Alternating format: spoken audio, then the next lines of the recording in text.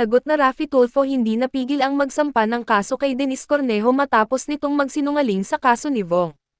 Tila hindi pa nga makapaniwala ang fans at supporters ni Vong Navarro na ito ay nakalaya na nitong mga nagdaang araw. Ngunit lingid sa kaalaman ng lahat na maraming ang matataas na tao ang sumuporta sa aktor matapos nitong patunayan sa nakararami na siya ay isang inosenteng tao at walang naging kasalanan.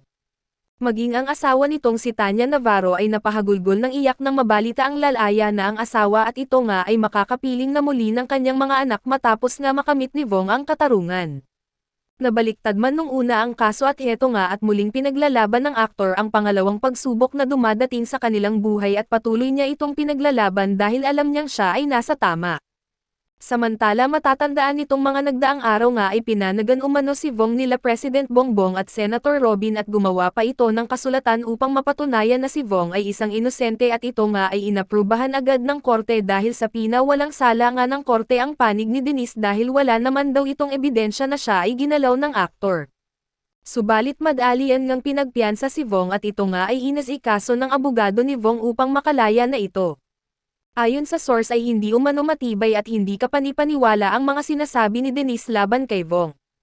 Ayon pa sa ilan ay baka daw may nag-uutos kay Denise kaya binuhay muli itong isyu na ito na matagal nang binasura ng korte matapos nga mapatawang guilty sina Denise at boyfriend nito.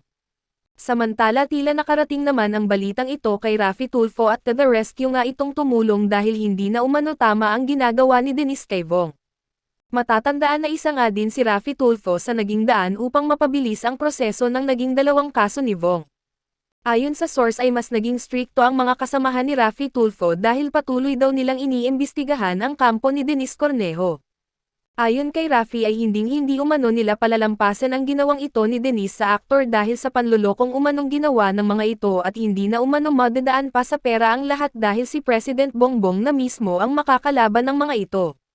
Tila sisabog nga sa galit si Raffy Tulfo nang makaabot ang balita sa kanya dahil hindi daw niya akalain na may mga taong nasisilaw sa pera ngunit ayaw panigan ang walang muwang na aktor na humihingi lamang ng hustisya para ipaglaban ang kanyang karapatan, dagdag pa nito na maging patas umano ang batas.